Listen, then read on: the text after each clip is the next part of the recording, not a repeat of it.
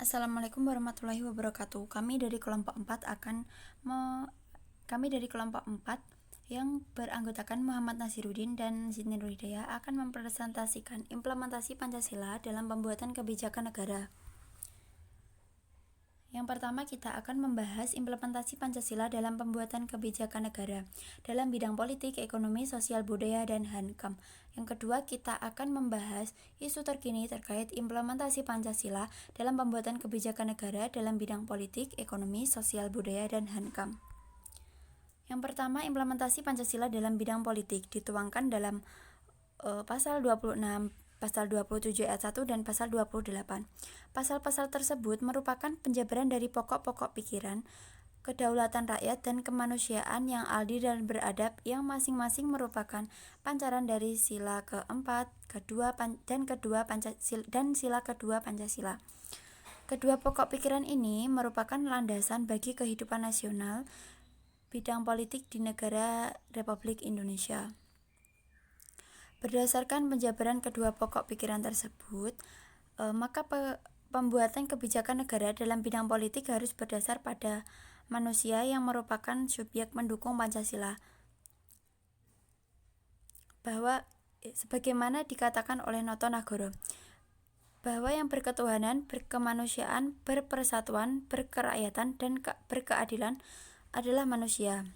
Manusia adalah subjek negara dan oleh karena itu politik negara harus berdasar dan merealisasikan harkat dan martabat manusia di dalamnya. Hal ini dimaksudkan agar sistem politik negara dapat menjamin hak-hak asasi manusia. Dengan kata lain, pembuatan kebijakan negara dalam bidang politik di Indonesia harus memperhatikan rakyat yang merupakan pemegang kekuasaan atau kedaulatan berada di tangan rakyat. Selain itu, sistem politik yang dikembangkan adalah sistem yang memperhatikan Pancasila sebagai dasar-dasar moral politik. Yang kedua, implementasi Pancasila dalam bidang ekonomi. Implementasi Pancasila dalam bidang ini dituangkan dalam pasal 27 ayat 2, pasal 33 dan pasal 34. Pasal-pasal tersebut merupakan penjabaran dari pokok-pokok pikiran kedaulatan rakyat dan keadilan sosial yang masing-masing merupakan pancaran dari sila keempat dan sila kelima Pancasila. Kedua pokok pikiran tersebut merupakan landasan bagi pembangunan sistem ekonomi Pancasila dan kehidupan ekonomi nasional. Berdasarkan penjabaran pokok-pokok pikiran tersebut, maka pembuatan kebijakan negara dalam bidang ekonomi di Indonesia dimaksudkan untuk menciptakan sistem perekonomian yang bertumpu pada kepentingan rakyat dan berkeadilan. Salah satu pemikiran yang sesuai dengan maksud ini adalah gagasan ekonomi kerakyatan yang dilontarkan oleh Mubyarto, sebagaimana dikutip oleh Kailan, yaitu pembangunan ekonomi bukan hanya mengejar pertumbuhan, melainkan demi kemanusiaan, demi kesejahteraan seluruh bangsa. Dengan kata lain, pembangunan ekonomi tidak bisa dipisahkan dengan nilai-nilai moral kemanusiaan. Yang selanjutnya, implementasi Pancasila dalam bidang sosial dan budaya. Implementasi Pancasila dalam pembuatan kebijakan negara dalam bidang ini dituangkan dalam pasal 29, pasal 31 dan pasal 32. Pasal-pasal tersebut adalah penjabaran dari pokok-pokok pikiran ketuhanan yang Maha Esa, kemanusiaan yang adil dan beradab, dan persatuan yang masing-masing merupakan pancaran dari sila pertama, kedua, dan ketiga Pancasila. Ketiga pokok pikiran ini merupakan landasan pembangunan bidang kehidupan keagamaan, pendidikan, dan kebudayaan nasional. Berdasarkan penjabaran pokok-pokok pikiran tersebut, maka implementasi Pancasila dalam pembuatan kebijakan negara dalam bidang sosial budaya mengandung pengertian bahwa nilai-nilai yang tumbuh dan berkembang dalam masyarakat Indonesia harus diwujudkan dalam proses pembangunan masyarakat dan kebudayaan di Indonesia. Dengan demikian, Pancasila sebagai sumber nilai dapat menjadi arah bagi kebijakan negara dalam mengembangkan kehidupan sosial budaya Indonesia yang beradab, sesuai dengan sila kedua, kemanusiaan yang adil dan beradab. Pengembangan sosial budaya harus dilakukan dengan mengangkat nilai-nilai yang dimiliki bangsa Indonesia, yaitu nilai-nilai Pancasila. Hal ini tidak dapat dilepaskan dari fungsi Pancasila sebagai sebuah sistem etika yang keseluruhan nilainya bersumber dari harkat dan martabat manusia sebagai makhluk yang beradab. Yang selanjutnya adalah implementasi Pancasila dalam bidang pertahanan dan keamanan. Implementasi dalam bidang ini dituangkan dalam pasal 27 ayat 3 dan pasal 30. Pasal-pasal tersebut merupakan penjabaran dari pokok pikiran persatuan yang merupakan pancaran dari sila pertama Pancasila. Pokok pikiran ini merupakan landasan bagi pembangunan bidang pertahanan dan keamanan nasional. Berdasarkan penjabaran tersebut, maka implementasi Pancasila dalam pembuatan kebijakan negara pada bidang pertahanan dan keamanan harus diawali dengan kesadaran bahwa Indonesia merupakan negara hukum. Pertahanan dan keamanan negara diatur dan dikembangkan menurut dasar kemanusiaan, bukan kekuasaan. Dengan kata lain, pertahanan dan keamanan Indonesia berbasis pada moralitas keamanan sehingga kebijakan yang terkait dengannya harus terhindar dari pelanggaran hak-hak asasi manusia.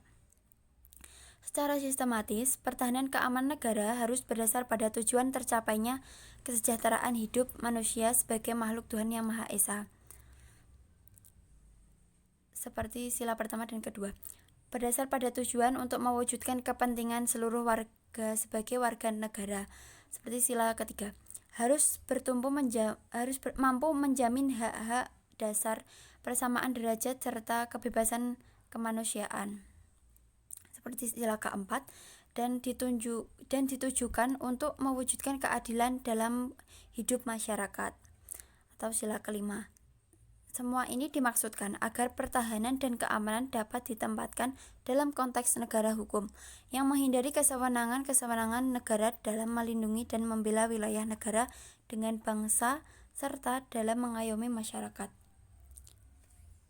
Selanjutnya akan dijelaskan oleh Mas Nasiruddin.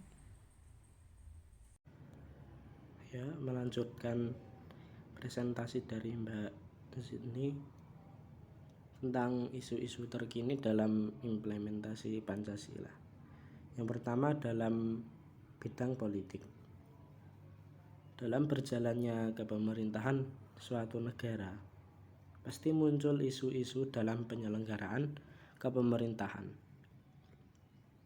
Berikut ini merupakan pendapat dari pakar Unpad terkait isu-isu terkini yang muncul pada kepemerintahan Republik Indonesia. Yang pertama, legislasi politik. Pelaksanaannya meliputi pembahasan RUU Pemilu, RUU Haluan Ideologi Pancasila, dan juga isu pembahasan sejumlah revisi undang-undang, diantaranya Undang-Undang BUMN dan Undang-Undang Kejaksaan. Isu dalam bidang politik selanjutnya adalah isu politik identitas yang kemungkinan akan terjadi pada politik pemilihan gubernur DKI pada tahun 2022. Selanjutnya, yang ketiga yaitu rencana perevisian Undang-Undang Otonomi Daerah yang menyangkut soal separatisme Papua. Selanjutnya, dalam bidang ekonomi. Perkembangan ekonomi melibatkan berbagai individu sehingga menyebabkan persaingan yang tidak teratur, bebas, dan persaingan yang kurang mementingkan moralitas kemanusiaan, seperti persaingan antar produsen dalam perebutan pasar. Hal ini merupakan bentuk dari ketidaksesuaian dalam Pancasila yang bertujuan memelihara ekonomi kerakyatan, yang bertujuan mewujudkan kesejahteraan rakyat Indonesia agar ekonomi itu sendiri menjadi sistem yang mendasari kekeluargaan seluruh bangsa. Pada masa pandemi ini tentunya ekonomi di Indonesia pasti berubah. Dan dalam hal ini pemerintah Republik Indonesia harus mencari celah dalam usaha menstabilkan keadaan ekonomi di Indonesia. Seperti yang pertama, peluncuran program kartu prakerja. Pada proses peluncuran ini setiap penerima kartu prakerja mendapat 3,5 juta. Sebanyak 2,4 juta diberikan dalam bentuk tunai melalui rekening bank. Sedangkan yang 1 juta digunakan untuk pelatihan kerja. Selanjutnya, dalam menstabilkan keadaan ekonomi di Indonesia, pemerintah juga melaksanakan pendaftaran UMKM online, kemudian juga memberi bantuan listrik yang berupa gratis bagi golongan R1 450 volt ampere 100% dan 50% bagi golongan R1 900 volt ampere. Selanjutnya, pengesahan Omnibus Law atau disebut UU Cipta Kerja yang merupakan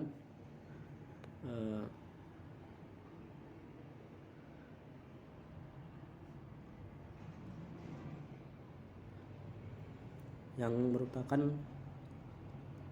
sempat ditentang oleh beberapa orang. Yang selanjutnya, pada bidang sosial budaya, dalam kondisi pandemi ini, kesadaran masyarakat dalam melestarikan kebudayaan dan mempertahankan nilai-nilai sosial mulai berkurang karena dipengaruhi oleh globalisasi, sehingga budaya asing masuk dan menyebabkan terkikisnya ajaran-ajaran leluhur kita. Pelestarian budaya dan mempertahankan nilai-nilai sosial merupakan hal yang wajib dilakukan oleh setiap warga negara. Hal ini dapat diwujudkan dengan melakukan kegiatan gotong royong, kerja bakti sosial, toleransi antar umat beragama, dan juga melakukan berbagai upaya pelestarian budaya seperti pentas seni dan penggunaan tradisional. Selanjutnya, yang terakhir dalam bidang Hankam, pertahanan dan keamanan. Di dalam pertahanan dan keamanan juga memiliki banyak isu yang bisa dikaji demi terwujudnya pertahanan dan keamanan negara.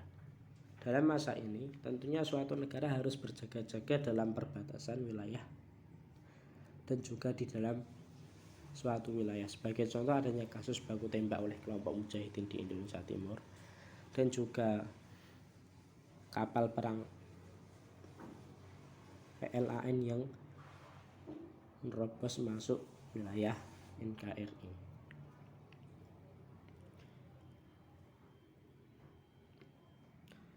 Demikian tadi presentasi dari kami, semoga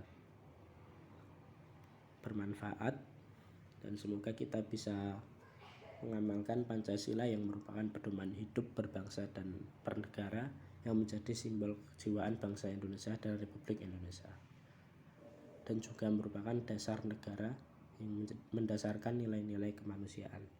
Sekian dari kelompok kami, kurang lebihnya mohon maaf. Assalamualaikum warahmatullahi wabarakatuh.